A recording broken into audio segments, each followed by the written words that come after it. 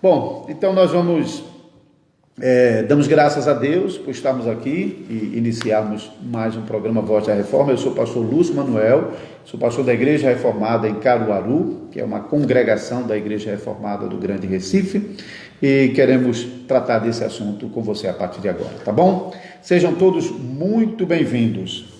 Começando com o irmão Eduardo aqui, que estava separando os temas para nós. A gente também vai interagir com algumas perguntas que foram feitas no programa na semana passada, e assim a gente espera incorporar esses pontos à discussão de hoje. Por onde começar, irmão Eduardo? Eu acho que definição de reformada já seria interessante. Quando alguns perguntam que igreja eu sou da Igreja Reformada do Brasil. Aí alguns vão falar, reformada? A minha também é reformada. Esses dias a gente pintou a parede lá, reformamos a igreja.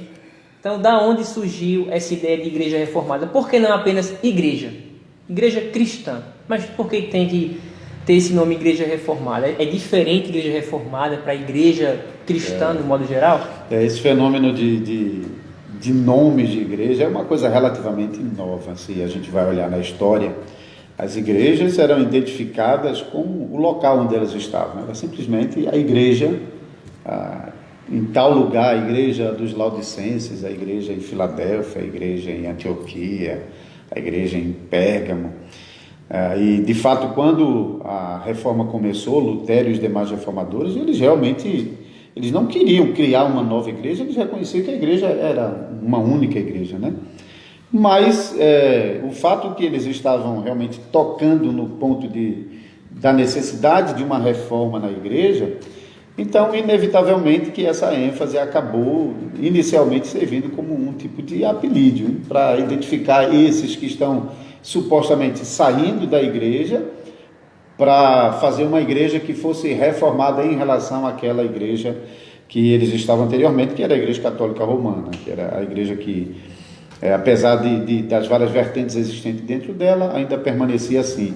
Mas agora, na reforma, de fato, algumas igrejas estão rompendo com a antiga linha, que estava bastante desviada e afastada da palavra de Deus, e foram ficando conhecidos como os reformados. Interessante porque John Knox, quando ele volta para a Escócia em 1559, depois da passagem por Genebra, e ele leva a reforma para a Escócia.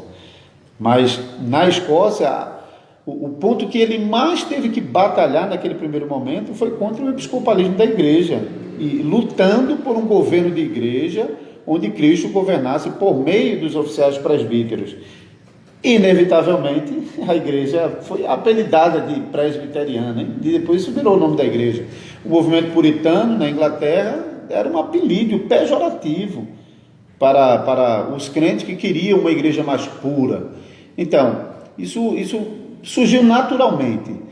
Porém, com o passar do tempo, de fato, isso descambou para um denominacionalismo partidarista, individualista, particularista, onde cada pessoa quer ter o seu, ele quer ser dono de alguma coisa, quer mandar em alguma coisa, quer ser o líder de alguma coisa, então ele escolhe nomes conforme o seu bel prazer. Às vezes a igreja não existe não, mas o nome já existe.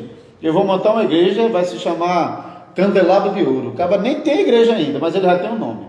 Então isso realmente é uma pena, que o advento da reforma, com o propósito realmente de reformar a única igreja de Cristo, tem uma sequência negativa, tantas igrejas e denominações que muitas vezes estão reivindicando realmente ser outra coisa, diferentemente dos reformadores, que eles criam que era uma única igreja. Agora não, pessoas estão contando sua história a partir do início de sua igreja, eles esquecem toda a história da igreja cristã. Então isso realmente é uma pena. Sim, vamos falar essa bela introdução, vamos falar já. Vamos colocar logo os pingos nos is. Eita, agora eu gostei, viu? Com essa aí o ibope da gente vai lá pra cima. Porque se a igreja... É só botar a hashtag aí, pingo nos i, voz da reforma, aí cai. Acabou-se. Se a igreja se reformou há 500 anos atrás, essa reforma permanece fiel ou A gente não consegue mais encontrar a igreja com a mesma essência lá atrás. Ou seja, porque tem pessoas que ficam com aquela vontade de copiar as primeiras igrejas. Porque ali vai conseguir rastrear o primeiro pensamento, sabe que se ali a doutrina era mais pura. E hoje, alguém pode falar, não, mas não existe mais igreja. Porque se existisse, não existiam tantas. Como é que encontrar a verdadeira igreja? Como é que se encontra a igreja cristã, genuinamente cristã, bíblica, uma igreja reformada, em dias atuais? Tem conta, então? Não, primeiro é elogiar a pergunta realmente é perfeita. Onde encontrar a igreja? Se ela existe, ela precisa ser encontrada. Se ela não é encontrada, é porque ela não existe. Então a pergunta realmente é perfeita. Devemos nos lembrar, em primeiro lugar, que uma igreja de Jesus Cristo, ela pode ser diferente de outras igrejas. A gente já vê esse fenômeno no Novo Testamento. Os apóstolos estão escrevendo para diferentes igrejas que têm diferentes características. Então, e uma igreja não estava tentando imitar a outra no seu jeito de ser, nas suas particularidades, nos seus costumes, nos seus regionalismos. Paulo tem um vocabulário quando escreve para uma carta e tem um vocabulário diferente quando escreve para outra carta, porque cada igreja tem a sua particularidade. Então, isso não devemos estranhar, isso não tem nada a ver com denominacionalismo. Isso realmente tem a ver com o fato de que a igreja de Cristo, ela está em todos os lugares. Então, a igreja de Cristo, ela não é encontrada num prédio, né? Ela não é identificada por um prédio. Isso, inclusive, os reformadores lutaram com Roma, porque Roma estava reivindicando a manifestação visível da igreja nos prédios e na presença dos bispos. Então, eles realmente estavam olhando. Então, qual era a igreja verdadeira? Era Roma, segundo os pressupostos. Então, o que é importante nessa busca por uma igreja verdadeira é realmente olhar para as marcas da igreja. O que deve marcar a igreja de Cristo? Quais são essas marcas? Historicamente, é interessante você estar com a Confissão Belga aí, não é? Sim, pega aqui. A gente pode pegar a partir da Confissão Belga, o artigo 29, para quem... Cadê aquela propaganda agora da livraria? Opa! Propaganda antecipada, mas não. Pode depois. ser seu isso aqui, pode ser seu. Mas hoje pode ter sorteio aqui, pode ser seu também. Olha para isso. Muito bom.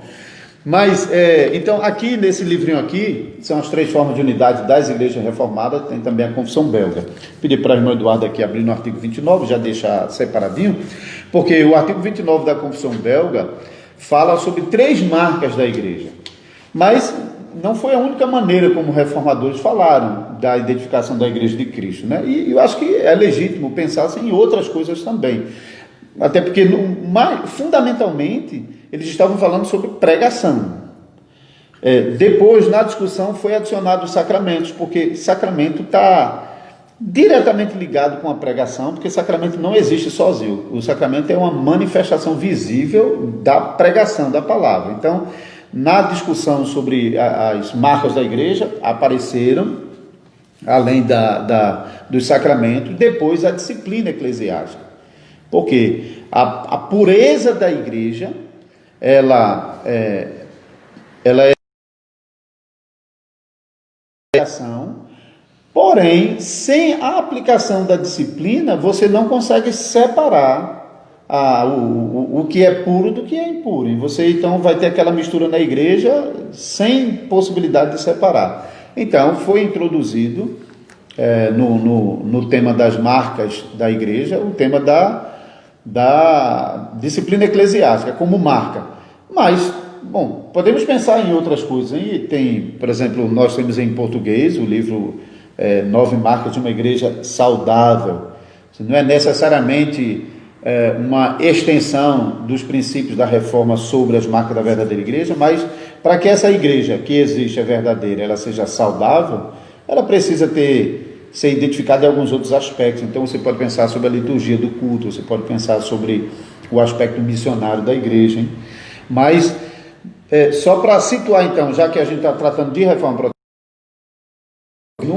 Na época da Reforma, então a discussão girava em torno principalmente dessas três marcas: pregação do Evangelho, sacramento, então pregação fiel do Evangelho, a administração fiel do sacramento e a aplicação da disciplina eclesiástica conforme a palavra de Deus.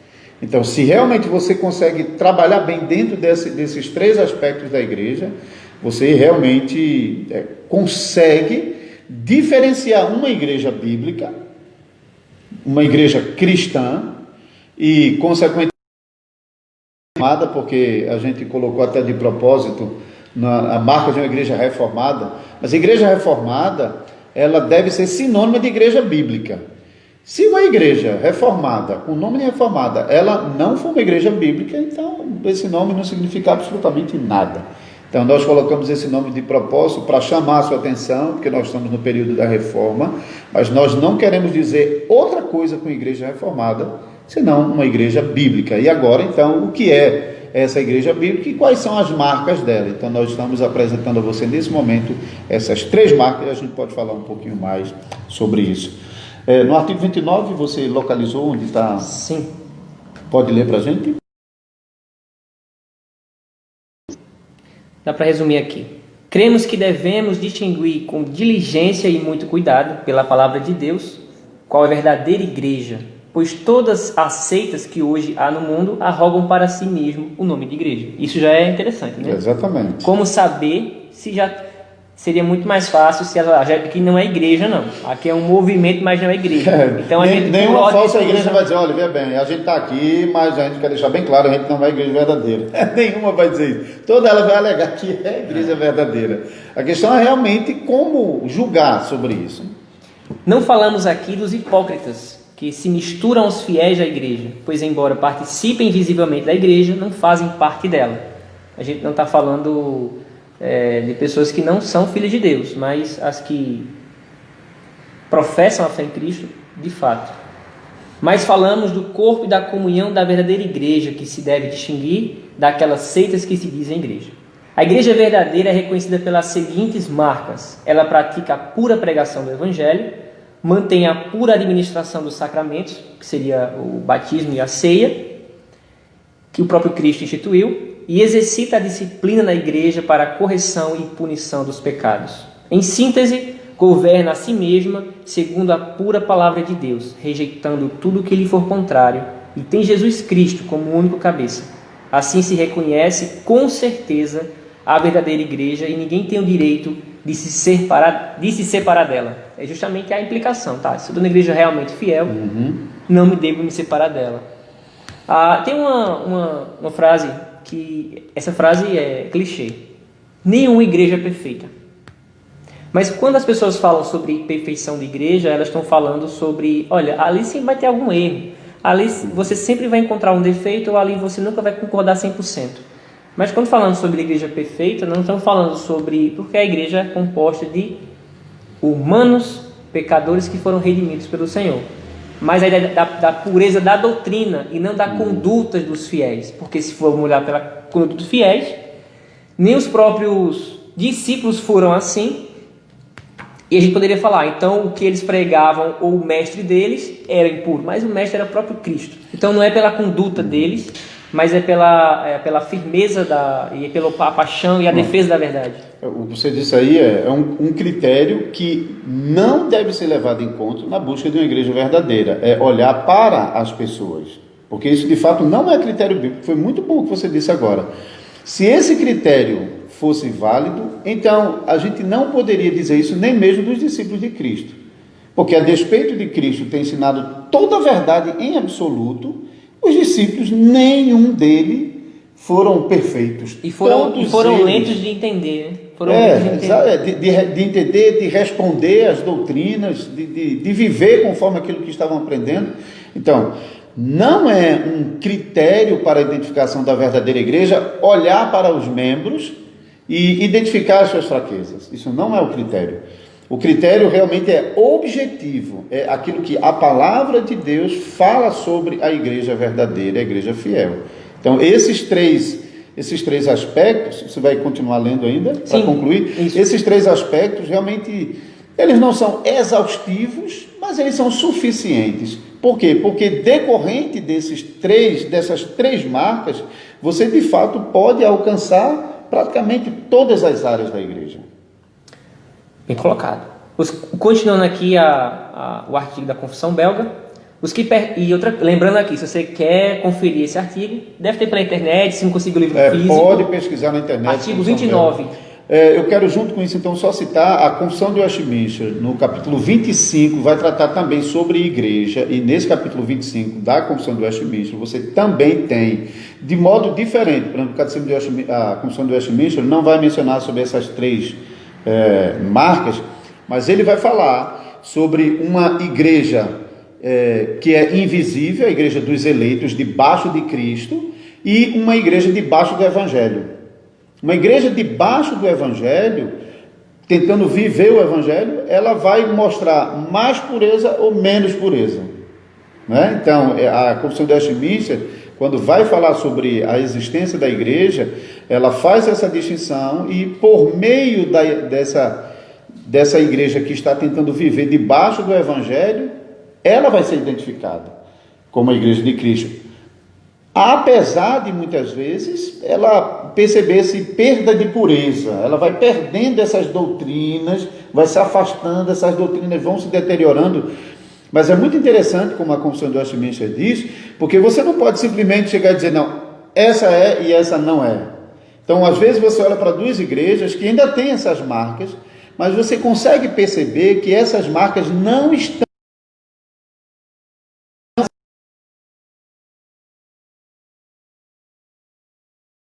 Então, você pode dizer, é uma igreja menos pura, como a confissão, é a linguagem que a Confissão de Westminster está empregando. A Confissão belga não faz essa distinção, né? Continuando aqui, tá? Os que pertencem à igreja devem ser reconhecidos pelas marcas dos cristãos. Eles creem em Jesus Cristo como o único Salvador, fogem do pecado e buscam por justiça. Amam o verdadeiro Deus e o seu próximo, sem se desviar para a direita nem para a esquerda, e crucificam a carne com as suas obras. No entanto, ainda permanece neles uma grande fraqueza, a qual combatem pelo Espírito, todos os dias da sua vida. Apelam continuamente para o sangue, morte e obediência de Jesus Cristo, no qual tem a remissão de seus pecados por meio da fé dele. Aqui é a igreja perfeita, porém existem pecadores dentro dela, e esses pecadores que se arrependeram uma vez, diariamente se arrependerão. Senhor. A falsa igreja, contudo, atribui mais autoridade a si mesma e às suas ordenanças do que a palavra de Deus. Isso aí é muito claro contra o que Roma realmente estava fazendo, hein? As marcas que Roma estava atribuindo para ser verdadeira igreja é, de fato, uma reivindicação sobre si mesma. Até os reformados, até quando vai expor o credo apostólico, no artigo que fala, creio na Santa Igreja Universal de Cristo, crer a existência da igreja, não crê no que a igreja diz, porque a igreja não é autoridade sobre a palavra de Deus. A igreja, embora a palavra de Deus está sendo gerada e preservada na igreja, ela não é a detentora da palavra para reivindicar que ela mesma defina o que é a igreja. Então nós não confessamos o que a igreja diz. Então suponhamos, você está visitando nossa congregação, quer se tornar membro da igreja, você vai ter que aprender, você vai ter que repetir o que a igreja diz. Não, você vai ter que aprender o que a palavra de Deus diz, quais são as doutrinas da palavra de Deus, confessadas não por essa pequena congregação, mas pela igreja de Cristo ao longo dos anos. E então, se você realmente crê nessas verdades, nessas doutrinas, e confessa essas doutrinas de coração a ponto de defendê-las e de promovê-las, então o que você vai fazer é confessar essa doutrina junto com os demais. Então você se junta com os outros crentes para confessar essa mesma doutrina. Então aquela coisa de que às vezes acontecem, alguém está conversando lá e diz assim, não, porque na minha igreja crê assim, né? Na minha igreja eles têm esse costume. É como se a igreja e ele fosse coisa diferente, hein? Ele vai lá na igreja e volta da igreja. Então, são coisas diferentes. Isso não é a verdadeira igreja. Nós somos parte da igreja, nós assumimos o nosso lugar dentro da igreja de Jesus Cristo, confessando as verdades de Cristo que vem sendo confessada nessa igreja de Cristo ao longo dos milênios. Então tem que realmente não olhar para as pessoas e nem mesmo olhar para a igreja enquanto uma organização, mas olhar para a palavra de Deus e confessar as verdades da palavra de Deus, que identifica se essa igreja realmente é verdadeira ou não. Para continuar aqui, para terminar, a falsa igreja também não administra os sacramentos conforme Cristo ordenou em sua palavra, mas acrescenta ou subtrai deles o tanto que lhes convém. Baseia-se mais nos homens do que em Jesus Cristo, persegue os que vivem de maneira santa, segundo a palavra de Deus, e aos que lhes repreendem os seus pecados, cobiça e idolatria. Em essas duas igrejas são facilmente reconhecidas e distinguidas uma da outra. Exatamente. Dá para se distinguir. Você falou sobre igrejas que de alguma maneira eram puras em a sua profissão de fé, na sua conduta, mas de alguma maneira foi se corrompendo ou abrindo de mão de algumas coisas. Até que ponto uma igreja deixa de ser uma igreja doente? Vou fazer uma ilustração aqui de um corpo que perdeu um dedo, mas continua vivendo. Ou até qual é a linha tênue, qual é o limite? Isso aqui, se mexer aqui, já não temos mais uma igreja doente, mas uma falsa igreja, uma igreja realmente apóstata. Até que ponto? Porque vemos que temos opiniões acerca de alguns assuntos teológicos que são secundários, e aí saudavelmente temos divergências, mas existe a linha primária, a espinha dorsal do evangelho, que não pode ser mexida. Então, até que ponto temos uma igreja doente e uma igreja realmente falsa igreja? Não é uma tarefa muito fácil, mas como nós lemos aqui, é possível identificar as duas igrejas. Historicamente, os reformadores e as igrejas da Reforma, elas usavam como base os credos antigos nesse ponto, justamente para dizer como podemos definir a igreja, como podemos identificá-la, como podemos falar sobre ela e como podemos distingui-la da falsa igreja, olhando as marcas fundamentais. E, por exemplo, falava-se sobre a igreja una. Então, a igreja, ela não se mede pelas suas, mas ela é uma porque ela, do princípio do mundo até o fim dos tempos, ela está reunindo o povo de Deus de todos os lugares, de todas as nações, de todas as tribos. Então, tendo na mente essas marcas que identificam as igrejas verdadeiras, pregação fiel, sacramentos administrados corretamente, a gente vai voltar a falar sobre isso, e disciplina eclesiástica. Então, essas igrejas estão em todos os lugares. Não é que, tendo igreja em todos os lugares, necessariamente essa igreja una estará lá, porque ela não se manifesta por causa de uma igreja visível que está ali, com o nome de cristão. Mas onde esses sinais estão sendo preservados, então, essa igreja está presente. Então, ela é una, está em todo lugar.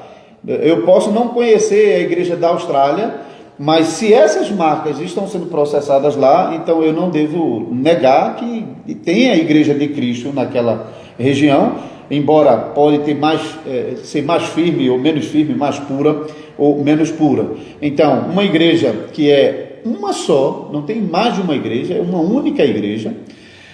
Uma igreja que é santa, que ela é separada do mundo. A igreja ela foi chamada para sair do mundo para pertencer a Deus. A própria palavra eclesia, igreja, ela já traz esse sentido de um chamamento, chamamento de algum lugar para fora. Isso é literalmente mesmo. Se você vai estudar a construção da palavra igreja, você vai ver que é basicamente isso, tirar de algum lugar para fora. Então, as reuniões antigas tinha esse sentido de sair de suas casas para ir para se juntar aos demais na reunião.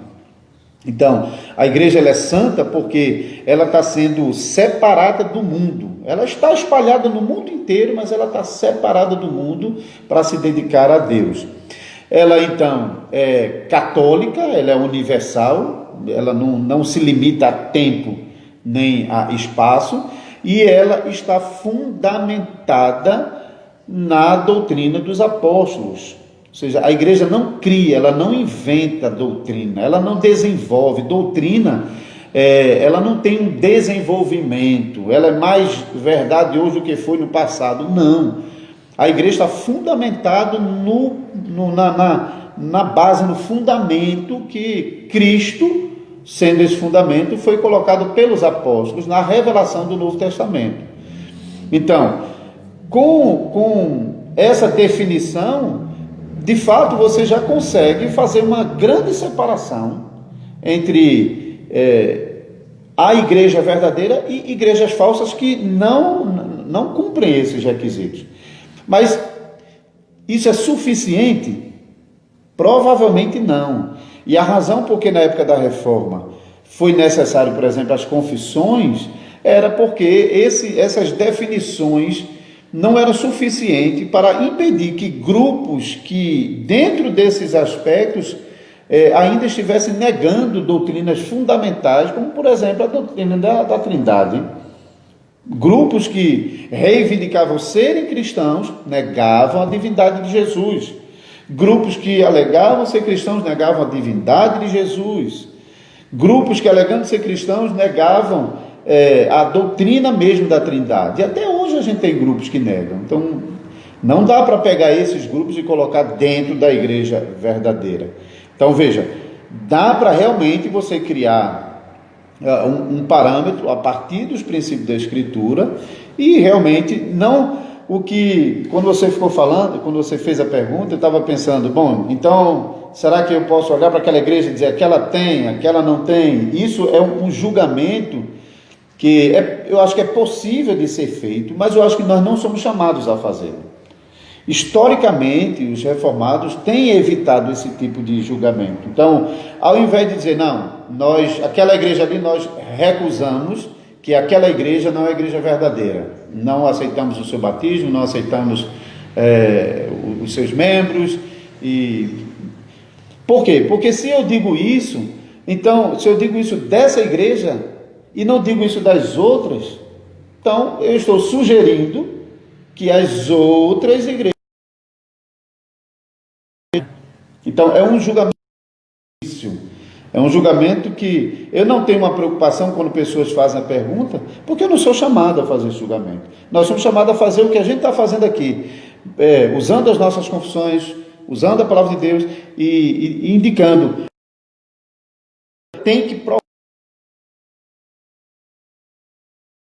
administrar os sacramentos conforme a palavra de Deus. Para ser igreja verdadeira, tem que aplicar a disciplina conforme a palavra de Deus. Vou fazer uma pergunta. O senhor acha que, usando até uma frase de Spurgeon aqui, ele fala o seguinte, para você querer tirar o boca dele, você mostra o filé, e aí ele vai largar o osso. Isso também poderia ser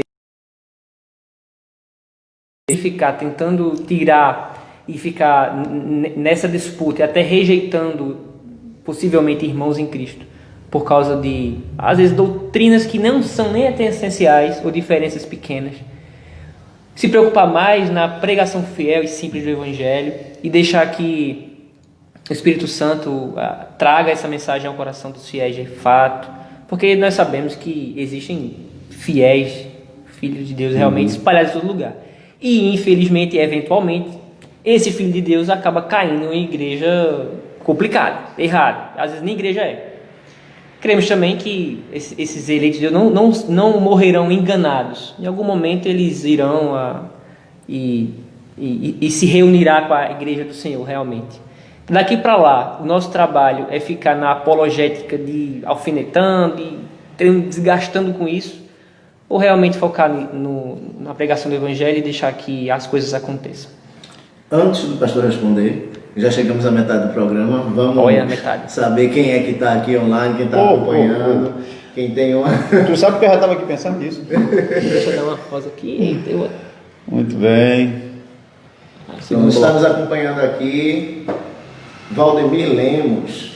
Valdemir. Irmão Valdemir, um forte abraço. Irmão Valdemir tem sido a grande força na divulgação do programa nas redes sociais. Isso aí divulga mesmo. Está divulgando, compartilhando em grupos.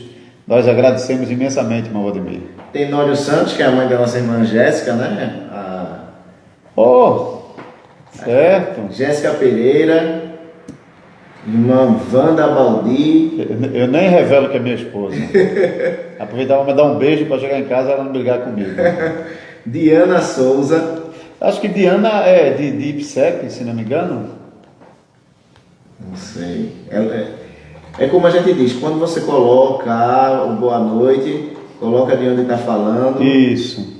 Então sempre... de Recife, né? Então provavelmente... informa, quando você colocar comentários aí, informa de onde você é, igreja, sua cidade, para a gente divulgar aqui. Tem bastante comentário já, tem tanto ali que ele não está conseguindo nem rodar. Tem uma irmã auxiliadora também. Tá? Irmã Dorinha, lá de Maceió, irmã Dorinha, um beijo no coração, viu? A senhora é uma bênção. Inclusive tem um convite para a senhora, vem aqui para Caruaru, viu? No dia 20 de novembro. Diego Queiroz, está nos acompanhando. Um abraço, irmão Diego. Tem uma pergunta do irmão Valdemir Lemos. Por que os Estados Unidos, que têm uma origem protestante e até mesmo puritana, no dia 31 celebram mais o Halloween e esquecem do dia da Reforma Protestante? Essa pergunta aí é para pedir ajuda dos universitários. Eu sei que, rapidamente, tem uma questão cultural por trás disso, então não é... No Brasil, infelizmente, parece que a introdução do Halloween parece uma provocação, realmente, para fazer com que a data da reforma seja esquecida. Por quê? Porque a gente não tem tradição de Halloween, isso não faz parte da nossa cultura. Então, para que introduzir isso aqui? Isso não é por razões piedosas, isso não é feito por pessoas que amam a doutrina, a palavra de Deus e que reconhecem a importância da reforma. Pessoas que realmente querem ofuscar. Mas, no caso dos Estados Unidos, realmente... E fazem mal feito. Porque se fosse fazer Halloween, faria de forma correta. De fazer mal, fazem e de fazer mal feito. Quando vão imitar, ainda fazem da forma errada. Brasil é Brasil, né? Mas nos Estados Unidos tem aspectos culturais. As pessoas que estão participando de Halloween, é como se fosse uma grande festa mesmo, uma grande celebração. E eles não estão desprezando a reforma com isso. E nem estão usando o Halloween com aspectos perniciosos, como muitas vezes é colocado. Então pode ter as críticas que provavelmente tem com relação à comemoração do Halloween, mas no caso dos Estados Unidos tem um aspecto cultural muito forte por trás. Isso me parece a Páscoa e o Natal, que sim, existe questão de corrupção da mensagem e o significado do Natal e da Páscoa, existem ofuscamento, colocando personagens, tirando o principal, existe tudo isso. Mas me parece que quem comemora hoje o São João, a Páscoa e o Natal, não vai comemorar com aquele desejo de corromper aquela data. Faz por tradição. Exatamente. É mais uma festa, é mais um feriado do que necessariamente aquela maldade. Eu acho que na origem em si lá foi perverso, talvez. A origem lá no comecinho. Até porque lá, nessas épocas e no mundo todo, é uma época propícia a realmente a obras de magia negra. Ainda a gente consegue ver que essa data realmente é uma data para... Tem pessoas que usam esse dia para o mal mesmo. Mas, em geral, parece... Assistam o filme As Bruxas de Salem para conhecer um pouco da história da acusação de bruxaria no período do contexto reformado mesmo. É bem interessante. Irmã Ellen e irmã Fernanda de Mello. Rapaz, da irmã Ellen é interessante porque a gente só está vendo os olhos dela aqui, viu? E a irmã Fernanda também. É porque elas estão acompanhando parcialmente. Então, Ellen e Fernanda, as duas, e inclusive os mesmos olhos, viu, rapaz? Vocês são muito parecidas umas com as outras. A irmã Diana colocou aqui, dizendo que fala de Jaboatão dos Guararapes, é da Igreja Reformada do IPSEP. Muito bem, irmã Diana. O irmão Signaldo Silva. Ei, Sigui, amigo meu. Signaldo? Congregacional. Opa, um abraço. Ele está mandando um abraço aqui para o irmão e amigo Eduardo. Ei, Sigui. Já dei, viu? Sigui não tá perdendo não, Sigui tá sempre Nelson Francisco Ferreira, Gleidson Oliveira da Silva. Um abraço, Gleidson. Moisés Gomes. Um abraço, Moisés de Recife. Macionilo Souza. Macionilo, lá de Nova Descoberta, Recife, botou o quê? Boa pergunta relacionada com... Eu acredito com a que Eduardo tinha feito. Que eu nem me lembro mais. Bota de novo. Macionilo, bota de novo. Apareceu também ali, o pastor Nelson, estou vendo ali. Nelson Francisco Ferreira. De algum lugar, assim... Tá, É do interior Brasil, do é do Ceará ou de Bahia, não me lembro agora, hein? Não tem aqui não, direito. Vamos lá. Moisés Gomes. Emerson Marques, um abraço, irmão Emerson, lá de Joinville, Santa Catarina. Rapaz, tem muita gente boa, muita gente boa. Moisés Gomes, Emerson Marques, isso. Rapaz, um prazerzão contar com a audiência de vocês, tá bom? É um grande prazer mesmo. Então o irmão Rafael vai continuar aqui acompanhando aqui os seus comentários. Faça suas perguntas à medida do possível, a gente vai aproveitando aqui. Inclusive, tem uma pergunta que veio do programa anterior, que foi de Tiago, perguntando quais áreas da igreja precisam ser reformadas. Então a gente vai falar um pouquinho mais sobre isso. Antes disso, lembrando do nosso parceiro, Livraria Reformada 5 Pontos. Acesse a página da livraria, o site www.livrariareformada.com. O WhatsApp é 82999094476, 82 o DDD. E a gente divulgou durante a semana sobre o sorteio desses livros aqui, hein? Tá aqui, ó. Nós vamos sortear. Se não der tempo de sortear hoje... Olha só, presta atenção aí, por cada horário. Não é enrolação não, viu? É porque todo o material que eu tinha separado para o sorteio seria no meu computador, eu acabei não vindo com ele. Meu computador está com um probleminha. Mas a gente vai tentar ainda hoje. Se não der tempo, fica para a semana que vem. Mas tem uma postagem que explica tudo sobre o sorteio. Para participar do sorteio, você tem que compartilhar o vídeo dessa live e deixar um comentário, porque o programinha vai sortear a partir dos comentários. Então, se você ainda não segue a página Voz da Reforma, se você ainda não compartilhou o vídeo da live, faz isso agora e deixa um comentário, porque você pode ser sortudo ou sortuda e ganhar um desses livros. Opa, que coisa boa, né? E lembrando que se você não assistiu o programa passado e os programas passados, é só entrar no YouTube, programa Voz da Reforma, tá lá. Inclusive o passado, que damos início ao começo da... Isso. Foi colocado agora há pouco já o programa da Assiste semana lá passada. que tá top. Certo? Assim, a pergunta que eu fiz foi justamente essa, que a gente, como o Spurgeon falou, a gente entrega o filé em vez de ficar caçando o osso. Isso, eu acho que a observação é precisa, porque realmente não é que a gente não precise denunciar as obras das trevas, isso a gente deve fazer com a pregação vai fazer isso, mas denunciar as obras das trevas não é necessariamente ficar apontando pessoas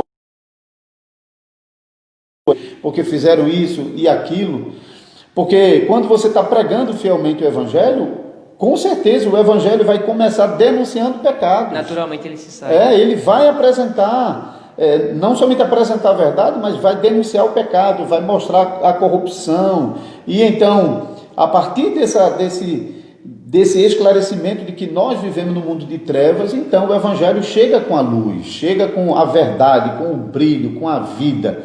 Então, se o Evangelho, mais uma vez, Calvino, ele disse, onde o Evangelho estiver sendo fielmente pregado, é impossível ali não ter uma igreja de Cristo. Impossível, impossível. Como é que vai estar o Evangelho sendo fielmente pregado sem uma igreja? Não está sendo fielmente pregado, ali se manifesta uma igreja de Cristo. Ela ainda pode ter suas fraquezas, ela ainda pode ter realmente certos pecados que precisam ser trabalhados e corrigidos, mas a pregação fiel do Evangelho é uma marca da igreja. E até falar sobre outra... Rapaz, parece que eu só li Spurgeon hoje. Ele falou sobre essa questão de... Olha seu Spurgeon, é ele, viu? Não precisa ficar defendendo, como se fosse apologética a defesa da sua fé, e você tem que estar preparado para fazê-lo. Mas assim, é mais importante você deixar que o Evangelho por si só se explique. Deus não dá satisfação a ninguém, assim, em relação a... Veja bem, não leve Deus em consideração... Não, entenda. Por exemplo, um leão, você não defende um leão, você solta o leão da jaula e deixa que ele se defenda. Então, para defender a pureza do Evangelho, pregue puramente e simplesmente o Evangelho, que naturalmente ele vai denunciar os problemas, os pecados, ele vai iluminar a mente e corações obscurecidos, ele vai apresentar Cristo da forma simples e fiel como tem que ser. Então é mais fácil a gente mostrar a glória do Evangelho na simplicidade e na pureza, do que ficar tentando espetar os irmãozinhos ou os inimigos. Isso pode até ofuscar a própria pregação. Porque nós ficaremos conhecidos pelas coisas que nós odiamos do que as coisas que amamos e defendemos. E pessoas podem deixar de ouvir a verdade do Evangelho, porque está sempre ouvindo o pastor falando de A e de B e daquilo. Isso mancha. A pergunta de Tiago na semana passada: quais áreas da igreja precisam ser reformadas? É claro que a gente pode falar sobre muitas áreas, né? Mas comece pensando sobre essas áreas que servem de marcas da igreja. Então, vamos começar com pregação. Então, a pregação é vital para a igreja, ela manifesta uma igreja de Jesus Cristo. Então, percebam, uma igreja que não valoriza a pregação. Está escurecendo ali? Não. Não. Uma igreja que o tempo de pregação é resumido. Uma igreja que não valoriza o pregador, ou seja, aquele que vai pregar pode ser qualquer um. Então, aquele que vai pregar não foi um homem legitimamente chamado para isso. Esse homem que a igreja está chamando para ser o pregador, a igreja não está orando a Deus por ele e trabalhando para que ele receba realmente uma boa formação e condições para que ele possa realizar um bom trabalho, já que ele será o ministro da palavra, ele será aquele que vai abrir a palavra de Deus e vai expor. Então, aquilo que ele vai falar para a igreja pode ser o alimento para a vida ou pode ser o veneno da morte e da desgraça da igreja. Então, se a igreja não valoriza a pregação, não trata a pregação como uma joia preciosa, que tem que ser valorizada, tem que ser cuidada, tem que ser promovida, obviamente que você vai sofrer as consequências disso em várias áreas da vida. Então, como é que você pode começar a reforma na igreja? Com a palavra. E foi a pergunta de Tiago. Em que áreas da igreja devem A gente falou na semana passada aqui, você mais uma de recuperar o programa da semana passada, nós falamos sobre a importância do sola escritura nos fundamentos da reforma, porque de fato é um retorno às escrituras, essa ânsia pelo retorno às escrituras que levaram homens que ficaram conhecidos como pré-reformadores. O Rafael na semana passada até mencionou que tem nomes de pré-reformadores que nem sempre gostam ou alguns não gostam de chamá-lo como pré-reformador, porque seria como se ficasse na sombra de Lutero, dos reformadores.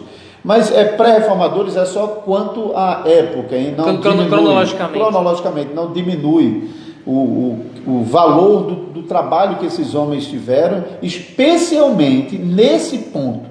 Eles não conseguiram avançar muito em reforma como os reformadores posteriores fizeram.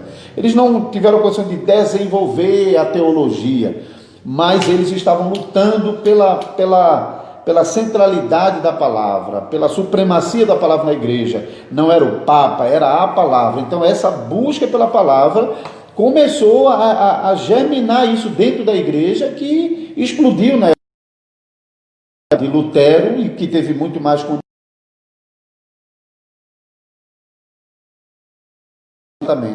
Então você não vai ter uma reforma nessa igreja. Pode ter aquele tipo de reforma que você mencionou aí. A tinta, troca uma parede aqui, outra acolá, telhado por laje, ar-condicionado, uma salinha nova para as crianças, teto de gesso. Mas uma reforma na igreja só poderão acontecer se a palavra de Deus ganhar centralidade. A vida da igreja estiver centralizada na Como consequência, você pode falar sobre o uso correto do sacramento. Por que inventou mais 5 sacramentos? Porque a palavra de Deus não era a centralidade. A palavra de Deus perdeu espaço na missa, para as encenações, para uma que não era na língua vernácula, era em latim, que o povo não entendia, o povo não participava, não era abençoado em compreender aquilo que estava acontecendo ali. Tem unidade em tudo. Perdeu essa unidade. E a palavra de Deus sendo colocada de lado, a liturgia da missa da Igreja Católica Romana tornou-se sacramentalista. os sacramentos se tornaram mais importantes do que a palavra. E por isso, então, acrescenta mais um sacramento, e acrescenta mais outro, e acrescenta mais outro. Então, com uma centralidade na palavra, você elimina as invenções dos homens e mantém na igreja os sacramentos que Cristo ordenou. Você pode pensar sobre liturgia. Se a igreja está pregando fielmente o evangelho, como consequência da pregação, essa liturgia vai sofrer reforma, ela vai ser transformada.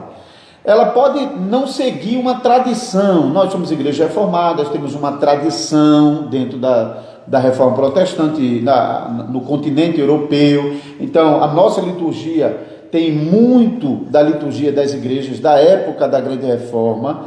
Mas mesmo uma igreja que não tem nenhum contato com reforma, se a pregação estiver sendo fiel, a consequência disso é começar a mudar a liturgia, começar a tira isso que não faz parte. A Bíblia não fala sobre isso, então isso aqui não pode ser assim. Não, a Bíblia diz que não pode ser assim. Então, de alguma maneira, o culto uma reforma, um retorno aos princípios da palavra de Deus. A disciplina que nós já mencionamos, mesma coisa. Tem muita igreja lá. Quando eu estava em Maceió, uma pessoa que estava vindo para a nossa igreja, ele disse da sua igreja que lá eles não estavam aplicando a disciplina em todo mundo, irrestritamente não. Quando alguém cometia um pecado passivo de disciplina, eles procuravam a pessoa e perguntavam: você aceita a disciplina? Acho que não. De vez em quando eu acho que alguém estava dizendo: não, eu não errei, meu pecado foi tão grave. Então isso não é disciplina, conforme a palavra de Deus. Então como é que se corrige isso? Com fidelidade na pregação, com fidelidade na palavra de Deus. Então fidelidade reforma, transforma, repara, elimina o erro e coloca realmente cada coisa no seu devido lugar. Eu queria só fazer uma observação e também de forma individual a cosmovisão dos membros. Então, tem igrejas que são bem ativistas, né, e os membros também são. Então, quando a palavra de Deus fica no centro, a nossa cosmovisão, e isso envolve a vida familiar, a vida trabalhista, financeira, educação dos filhos, tudo. O remédio para a igreja sempre foi a pregação fiel da palavra. E um desprezo também da palavra se dá a não ida aos cultos, onde ali é ministrada a palavra fiel. Eu queria falar uma observação que eu estava pensando sobre isso, porque normalmente quando alguém pergunta assim, qual é a área que mais precisa agora de reforma? É difícil, porque é como se a gente colocasse uma mais importante do que outra. Mas eu queria dizer o seguinte: Deus não nos dá fé isoladamente, amor isoladamente, unidade isoladamente, a ortodoxia isoladamente. Ele nos dá Cristo por meio da palavra. Então tudo o que precisamos é Cristo. Se temos Cristo, nós fielmente Cristo pela pregação da palavra, teremos unidade, teremos disciplina, teremos um culto digno e apresentável diante de Deus. Então as palavras de a igreja precisa de um avivamento e buscamos pelo avivamento. E que avivamento é esse? Nós somos a última geração do avivamento, e esse avivamento vai chegar. Avivamento para a época dos reformadores nada mais era do que o retorno às escrituras, e vem de reboque tudo isso aí. Vem a unidade mais uma vez, vem o culto público fiel mais uma vez, vem o amor às escrituras e a Cristo, os sacramentos são realizados de forma correta, as famílias são sendo educadas, pautadas pela Bíblia. Então o remédio sempre vai ser Cristo. Deus nunca vai dar um remédio porções pequenas, Ele nos dá Cristo. E Cristo nós conhecemos e recebemos através da pregação fiel e simples do Evangelho, que está nas Escrituras. Por isso, só a Escritura. E a partir daí, nós começamos a conversa e terminamos. É sempre as Escrituras que nos apresentam Cristo, que nos apresentam o nosso pecado, nosso erro, a pureza do Evangelho. Ou seja, a cristandade deveria ser pautada pela pregação fiel. Você falou aí, interessante, porque um livro do pastor Augusto Nicodemos, ele trata sobre esse aspecto de que muitas igrejas hoje querem avivamento. Ele chega a mencionar que uma igreja que ele foi convidado admitiu que a igreja assim falhava no aspecto da santidade, mas eles esperavam que com um avivamento isso resolvesse. Então eles acham que é possível então conviver avivamento com o uso impróprio e correto das Escrituras. Então, e não é o avivamento... Porque parece ser duas coisas, parece ser uma paixão, mas essa a ideia de uma motivação. separar. Mas assim, uma motivação, um avivamento é uma motivação a mais. É aquele espiritualismo. Eu recentemente aqui, numa pregação, não sei se quantos perceberam isso, hein? Mas eu mencionei que, eu falando isso com um amigo, teve um amigo que disse: rapaz, não devia ter feito isso não. Então eu espero que ninguém notou. Diz que alguém com a mão direita é capaz de levantar a mão para o céu e chorar e se alegrar, e com a mão esquerda está roubando o seu vizinho. Então, como é possível? Duas coisas que são completamente contrárias. Pessoas são altamente espiritualistas e ao mesmo tempo estão lá. Isso foi acho que no 8º mandamento, né? Pessoas estão roubando energia, pessoas estão comercializando coisas piratas, e ao mesmo tempo são mais espirituais do que os outros quando chegam na igreja. Não é possível. O avivamento é resultado do coração do crente que quer se conformar à palavra de Deus. Então, o avivamento é decorrente. O avivamento não é coisa que você... Não, o avivamento não é um líquido que vai descer e vai chover sobre nossas cabeças. E não é algo, e mais importante, pastor, não é algo que produzimos. Exatamente. Exatamente. É aquela frase de Lutero: eu não fiz nada, a palavra de Deus fez tudo. Exatamente. Então todo o resultado de eternidade é resultado da palavra. É Deus. Se você faz algo, se você consegue convencer e converter o coração de um homem, outro homem pode desconvencer, porque aquilo que o homem faz, o outro não pode destruir. Então só o que Deus faz é eterno e verdadeiro. Rapaz, tu não vai acreditar. Falta 5 minutos para Falta acabar. 5 minutos. Rapaz, eu não acredito não. Parece acredito, que... Não. Só para juntar aí com o que você estava falando, aí o Marcionismo estava dizendo que, eita, isso é revelação pura. Eu congregava era mesmo assim. Aí mais para baixo ele diz: segundo o pastor, o Espírito revelava a ele quem estava com a palavra. Aí, meu amado, era muito mistério. Eu posso imaginar, Marcionismo. Aí é outro nível. É outro nível. É isso aí. Realmente o nosso produtor aqui separou muito mais coisa para nós falarmos aqui, mas... Teremos mais um programa sobre o assunto aí do último, né? Então, se tem algum ponto que você acha extremamente importante para nós abordarmos, porque o que a gente está fazendo aqui é só pincelar algumas coisas, né? Cada ponto desse que a gente está mencionando, você realmente pode estudar mais, investigar mais, pesquisar mais, você vai encontrar muita coisa. A gente realmente está só mencionando aqui para realmente mostrar que são coisas importantes quando estamos tratando sobre o assunto da reforma. Mas se tem coisas que você realmente gostaria de ouvir um pouco mais, por favor, coloca nos comentários e a gente vai tentar no próximo programa. Outra coisa, e não só sobre a reforma, sobre assuntos aleatórios, porque vamos ter um tempo em breve para responder perguntas aleatórias, tá bom? Isso. Perguntas curtas com respostas curtas. Lembrando, você que está em Caruaru e região, visite a Igreja Reformada de Caruaru. Fica situada na rua 1º de Maio, número 185, no bairro de Nossa Senhora das Dores, em Caruaru, Pernambuco. O nosso Instagram é o @IRCaruaru. Curta lá, compartilhe nossos vídeos, compartilhe os vídeos do Voz da Reforma e visite-nos. Nossos cultos são dominicais às 9 da manhã e 18 horas da tarde, e temos estudo e oração nas quartas-feiras às 19h30. Visite-nos. Inclusive a gente está estudando o livro de Josué nas quartas-feiras aqui. Então você está convidado a vir estudar conosco, ou se conhece alguém, envia para cá.